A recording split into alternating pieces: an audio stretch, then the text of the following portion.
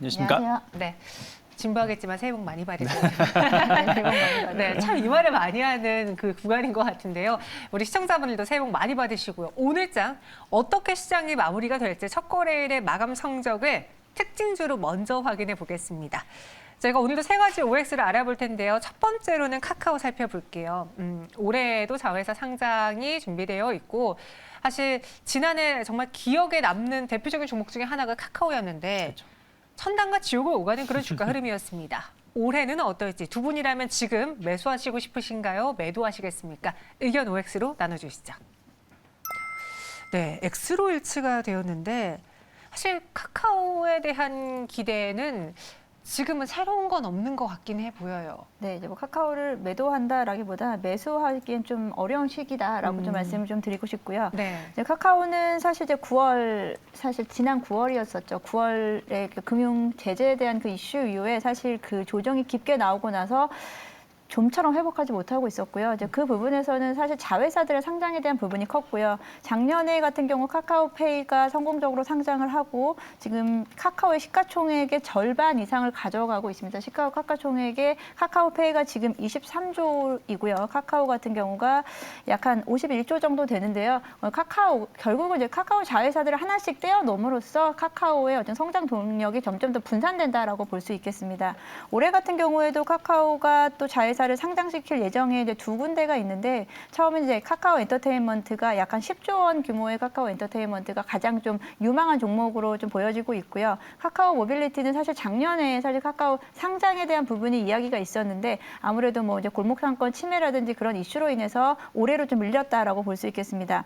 일단 엔터테인먼트와 모빌리티를 합쳐도 약 한 15조 이상이 될 것으로 예상되기 때문에 여기서 또 한 번 카카오의 또 어떤 뭐 지주사, 약간 지주사의 지금 개념으로 좀 바뀌고 있는데 그런 맞아요. 부분에서 이제 디스카운트가 또 나오지 않을까라고 생각을 하고요. 카카오는 이제 작년 9월 급락 이전에는 약 외국인 지분율이 약 한 33%까지 이제 가지고 갔었는데 지금 그 후로 계속해서 지분율이 떨어지면서 지금은 약 한 30%대를 유지를 하면서 좀처럼 수급 면에서도 올라오지 못하고 있다. 이제 거래량이라든지 수급이 카카오에 좀 이제 관심 받게 되지 않았나. 오히려 이제 카카오 게임즈라든지 카카오 페이 쪽으로 관심이 좀 집중이 되면서 오히려 이제 카카오는 주목을 지금 좀 받지 못하고 있고 올해 또 상장에 대한 이야기가 나오면서 상장의 이야기는 뭐 계속적으로 나올 거고요. 카카오는 자회사를 하나씩 계속해서 좀 떼어낼 생각이기 때문에 그런 부분에서는 매력도가 좀 떨어지지 않나라고 생각하고 있습니다. 네, 사실 초창기에는 상장 효과 때문에 더 올랐던 카카오였는데 네. 이제는 너무 많은 자회사들이 상장하다 보니까 지주사 역할만 하게 되는 그런 매력도 감소에 대해서 이야기해 주셨고요. 간단하게 유창희 대표님은 왜 X 의견 주셨는지도 들어볼게요. 네, 뭐 앞에서 다 말씀하신 부분들 뭐 같은 생각을 하고 있고요. 결국엔 일단 지금 뭐 카카오든 네이버든 일단 대형 플랫폼에 대한 정부 규제 이런 부분도 우려감들이 아직까지는 해소가 안 되고 있기 때문에 그런 부분들이 해소되기 전까지는 주가가 반등을 뭐 못한다는 건 아니지만 과거와 같은 뭐 기세 좋은 상승을 보여주기에는 좀 상반기에는 좀 힘들지 않을까 생각하고 있습니다. 네, 그래서 카카오에 대해서는 두 분 모두 X로 일치가 되었습니다.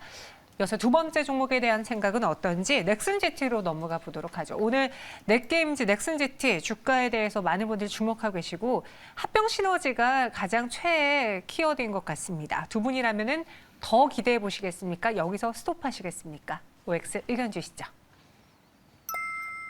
더 가져간다, 더 볼 게 있다라는 의견이고요. 넥슨GT와 넷게임즈도 뒤늦게 발동에 걸린 게임주거든요. 그리고 또 이 합병 시너지가 더 불을 지폈던 것 같아요. 네. 어떤 점을 가장 좋게 보세요? 저는 뭐 뒤늦게 발동이 걸렸는데 그 뒤늦게 발동 걸린 게 뭐 다른 게임사들하고 비교해봤을 때 더 내용이 알차다 생각을 좀 하고 있습니다. 무슨 네. 얘기냐면 그 한 11월, 10월, 11월, 12월 초까지 게임주들이 올라왔었던 건 어떻게 보면 이제 NFT라든지 뭐 비트코인이라든지 뭐 이러한 부분들에 대한 어떤 가상화폐에 대한 어떤 기대감들이 있는 게임사들이 많이 올라왔었고 전통 게임주들은 별로 이렇게 좋은 흐름을 보여주지 못했거든요. 근데 이제 그 이후에 지난 12월 말 중순 이후부터는 보신다라면 뭐 NC소프트든 뭐 넥슨GT든 뭐 그 넷마블이든 관련된 게임사들이 올라오는 것을 본다라면 약간 하반기 혹은 내년 올해죠. 올해 신작에 대한 어떤 기대감들이 좀 있는 기업들 그리고 전통적으로 좋은 다작의 작품들을 보유하고 있는 기업들에 대한 어떤 관심도가 좀 저평가에 대한 인식으로 좀 올랐다 생각을 좀 하고 있습니다. 특히 이제 넥슨 GT 같은 경우는 이제 뭐 합병을 하죠. 뭐 이제 넥슨하고 이제 합병을 하면서 그동안 이제 뭐 이게 굳이 합병을 하나 안 하나 뭐 큰 차이는 없었습니다. 뭐 두 회사가 뭐 하나 회사는 상장이 안 돼 있었고 하나는 상장이 되어 있는 부분들이었는데 네. 이런 부분들을 좀 효율성을 좀 높이기 위해서 합병을 하는 것이고 각각의 이제 장점들이 있죠.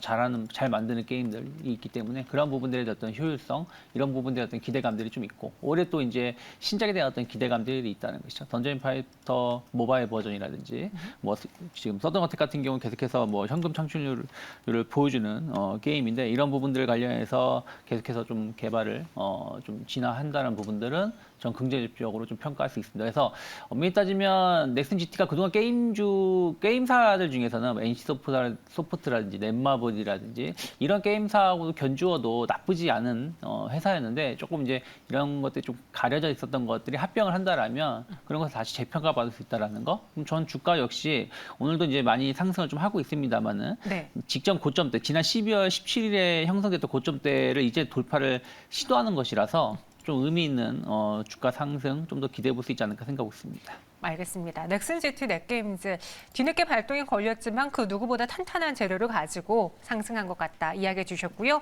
여전히 O 의견으로 일치가 되었습니다. 세 번째 종목은 SK이노베이션입니다. 오늘 주가 상승이 연출되고 있고 사실 12월 들어서 기관 쪽에서 강하게 러브콜을 보내고 있어요. 주가를 거의 다 기관 투자자들이 끌어올렸는데 힘들었던 셀 업체 그리고 뭐 분할 이슈가 있었던 LG화학, SK이노베이션 그중에 SK이노베이션 올해는 어떤 포인트로 가져가 봐야 될지 두 분에게 OX로 여쭤보도록 하죠. 이번에도 오로 일치가 됐고 오늘 두 분이 처음이서 이렇게 짝을 맞춰봤는데 의견이 세 개 다 일치가 되었습니다. SK이노베이션 그만큼 어떤 강점이 뚜렷하게 있는지 또 많은 분들이 항상 입을 모아하는 말이 이 가격이 이해가 안 돼요라는 말 되게 많이 하셨거든요. 어떻게 생각하세요? SK이노베이션뿐 아니고 이제 셀업체 전반적인 사실 좀 최근에 좀 힘든 상황이었었죠. 그 중에서 이제 연말 12월부터 해서 뭐 3사 중에서 유일하게 삼성 SDI와 LG 화학 같은 경우는 사실 뭐 약보합을 보여줬는데 SK이노베이션만 말씀하신 대로 기관의 수급에 의해서 계속 지금 상승 중에 있습니다. 뭐 지난 12월 초 대비해서 거의 20% 가까운 상승세를 보여주고 있는데요.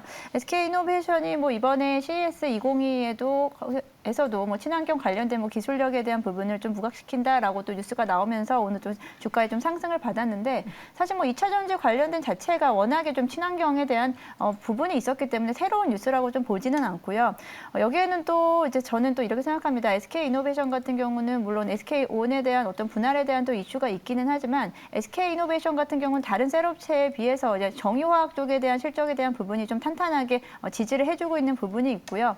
또 이제 LG화학이 이제 이번 달에 죄송합니다. LG 에너지 솔루션의 상장에 대한 또 부분 때문에 사실 그 부분에 대한 수급이 어떻게 보면은 SK 이노베이션이라든지 다른 업체 쪽으로 조금 더 모여질 수 있다라는 부분이 있습니다. 그에 대한 부분이 약간 좀 반영이 될 수도 있다. SK 에너지 솔루션에 대한 대기 자금이 좀 이쪽으로 움직이지 않았나라는 생각도 하고 있고요. SK 이노베이션 사실 지금 이 가격이 좀 말이 안 된다라는 말씀이 전반적으로 2차 전지 섹터 전체에 좀 해당이 될 수도 있는데요. 그 부분은 이제 올해 좀 과제인 거라고 생각을 하고 있습니다. 2차 전지 섹터가 오늘도 좀 많이 빠지는 부분이 있는데 결국은 이제 자동차 섹터에서 움직여야 되는 같이 순환매 돼야 되는 부분이 지금 거기서 좀 막혀 있다라는 부분에서 좀 아쉽고요. 그 부분을 어디서 좀 막힌 부분을 뚫어줄지가 가장 중요한 부분이라고 생각하고 있습니다. 네, 그래서 SK이노베이션은 그 아쉬움을 올해는 좀 보여주지 않을까, 다시 상승으로 보여주지 않을까, 오 의견으로 정리를 해주셨습니다. 두 분의 특징주를 이제는 들어볼 시간이죠. 내일을 위해서 마감에 어떤 종목을 사볼지 마감에 산다 키워드 확인해 보겠습니다. 이제 6분도 안 남았고요. 2022년 기대주, 온오프 시너지 두 가지 키워드를 갖고 오셨는데요. 이 키워드에 해당되는 종목 바로 열어보도록 하겠습니다. 동부건설과 SM인데요. 사실 2022년 기대주 막 키워드 되게 네. 큰데 동부건설 갑자기 이 종목이 저는 좀 의아했어요. 그렇죠. 뭐 네. 2022년 기대주 하면 일단 뭐 IT가 됐든 뭐 2차 전지가 됐든 네. 뭐 NFT가 됐든 뭐 이런 부분들에 대해야 되는데 결국에는 2022년은 작년보다 더 약간 실적 장세 위주로 움직일 가능성이 높다 생각하고 있어요. 작년보다 모멘텀 자체가 썩 좋은 건 아니거든요. 네. 이미 경제 회복이 어느 정도 됐고 테이퍼링이라든지 이런 부분들 이런 것들에 대한 이슈들이 약간 불안감이 좀 있기 때문에 결국엔 그런 것을 이기기 위해서는 실적이 답이다 생각 좀 하고 있는데 그러면 저는 의외로 건설주들이 좀 저평가되어 있다는 생각을 좀 하고 있어요. 특히 이제 동불건설 같은 경우는 한 2020년도까지는 좀 공격적인 영업을 하지 못했습니다. 뭐 매각이라든지 인수 이런 부분들 이슈가 좀 있으면서 하지만 이제 그 새로 이제 재편되면서 수주를 좀 많이 했고 지금 수주 잔고가 한 5조 원 정도 되거든요. 역대 최고치 수주 잔고를 지금 기록하고 있습니다. 그래서 이런 부분들이 계속 턴어라운드 개념에서 보신다라면 올해 의미 있는 흐름들을 이어갈 수 있다 생각을 좀 하고 있고요. 그리고 이제 올해 같은 경우도 좀 충분히 건설주들 좀 기대감이 높은 게 결국은 대선이 됐든 지방자치 선거가 됐든 결국엔 주택 공급 증가는 뭐 막을 수 없는 부분들이거든요. 그런 부분들이 이미 한 8,000세대 정도 지금 분양 계획을 좀 갖고 있고 또 GTX B 라인이든 또 뭐 LH 관련된 수주든 어쨌든 국책 관련된 사업도 꾸준히 늘어날 수 있다는 부분들 그런 것을 본다라면 건설사들 나쁘지 않다. 특히 이제 동부건설이 그런 부분들에 대해서 어떤 수혜를 입을 수 있다 생각을 좀 하고 있고요. 그리고 이제 거의 마무리 국면에 들어가고 있는 한진중공업 인수 관련해서도 이것이 상반기에 인수가 끝난다라면 뭐 실적 관련해서도 전 긍정적인 우호적인 영향 미칠 수 있지 않을까 생각을 좀 하고 있습니다. 그래서 최근에 그 작년 한 해 동부건설 주가를 보신다라면 계속 점진적 우상향. 그러니까 다른 건설주들은 뭐 올라갔다가 뭐 하락하다 이런 것을 반복하다가 결국에는 작년 연말 하반기에는 계속 좀 하락 국면을 보였다면 동부건설 우상향 기조를 계속 이어왔기 때문에 저는 현재가 충분히 공략 가능하다고 생각하고 있습니다. 네. 올해는 또 실적이 가장 크게 작용할 것으로 보여진다. 그래서 동부건설 오늘 마감 종가에 매수해 보겠고요. 목표 주가 18,000원, 손절가 13,500원입니다. 그리고 염정 팀장님은 SM 들고 오셨는데 지난번에 SM으로 적절한 타이밍에 수익을 냈던 종목 아닌가요? 네, 뭐 다시 가지고 올 수 있죠. 그렇죠. 네. 저는 그만큼 기대가 된다는 이야기였어요. 그리고 이제 네. 실적 말씀하셨으니까 저도 질 수 없습니다. 실적이라고 하면 또 이제 엔터주도 따라가지 못하는데요. 그렇죠. SM 같은 경우도 이제 작년 실적이 워낙에 좋았고요. 그 전에 뭐 2020년도에 대한 어떤 기저효과로 인해서 작년도 실적 면에서 4분기도 잘 나왔고요. 전자 연간 실적으로도 아주 좋은 실적 흐름세 보여주고 있습니다. 엔터주 뭐 SM에 국한된 부분은 아니고 다른 엔터주 전반적으로 실적 다 우상향하는 추이고요. 여기에 이제 우리가 오프라인에 대한 기대감, 오프라인 공연 재개에 대한 기대감을 가지고 있었는데 그 부분이 주가에 지금 반영이 되고 있지 못하고 있는 부분은 코로나 확산세 때문인데 실제로 지금 이제 NCT라는 그룹이 이제 오프라인 공연이 시작을 했습니다. 그를 통해서 오프라인 공연 수익이 지금 창출되기 시작했고요. 그를 통해서 다시 온라인 공연에 대한 어떤 같은 시너지가 나오면서 실적면에서도 지지 않는 섹터다라고 좀 생각을 하고 있습니다. 사실 이제 디어유라는 또 자회사가 좀 성공적으로 상장을 하면서요. 플랫폼 기업으로서도 좀 각광을 받고 있는데 여기에 또 온라인 전용 콘서트 플랫폼인 비욘드 라이브가 또 오픈을 하면서요. 온 오프라인의 실적이 같이 좀 맞물려 갈 수 있는 올해 한 해가 되지 않을까라고 생각을 하고 있습니다. SM 뭐 개별 이슈로는 사실 지분 매각 이슈가 작년부터 있었는데 그 부분이 지금 매듭이 적절하게 지어지지 않으면서 지금 주가가 좀 횡보하고 있는 모습을 보여주고 있고요. 뭐 이제 엔터주 같은 경우는 약간은 엔터주 단독으로 움직일 수도 있지만 뭐 NFT라든지 그리고 메타버스 관련된 종목들이 또 같이 움직일 때 흐름을 같이 타는 분위기가 있기 때문에 전반적으로 같이 눌려있는 지금 시점이다라고 좀 생각을 하고 있고요. 지금 가격대도 매수 다시 한번 할 수 있는 기회다라고 좀 생각하고 있습니다. 최근 수급 면에서 봤을 때도 외국인 기관이 12월 중순 이후부터는 계속해서 좀 사들이는 매수 우위 쪽으로 좀 가고 있다는 부분도 긍정적이라고 볼 수 있고요.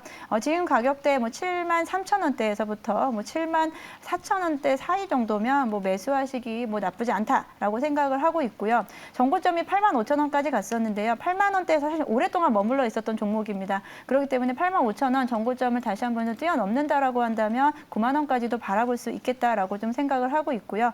뭐 손절가라고 한다면은 뭐 일단 한 68,000원 선, 직전 전저점이 한 65,000원 선 되는데요.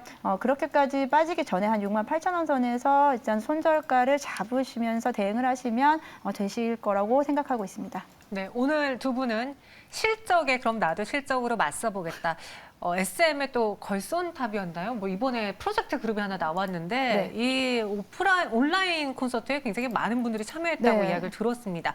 SM 염정 팀장님의 기운을 받아서 재공략으로 다시 한번 수익 노려보겠습니다. 목표 주가 9만 원, 손절가 68,000원 제시해 드렸습니다. 네, 마지막으로 동시효과 구간 분위기 보시면요. 양시장 강보합에서만 움직이고 있습니다. 코스피는 0.31% 오른 2,986선을 지나고 있고 코스닥도 비슷한 상승폭이죠. 0.35% 오르면서 1,037.58포인트 지나고 있습니다. 오늘 코스피 200 대형주들이 상대적으로 좀 부진하고요. ITG들 오늘장 차익 실현 매도 물량이 중소형단에서 나오는 모습 보여줬습니다. 마감 동시효과 함께 하셨습니다.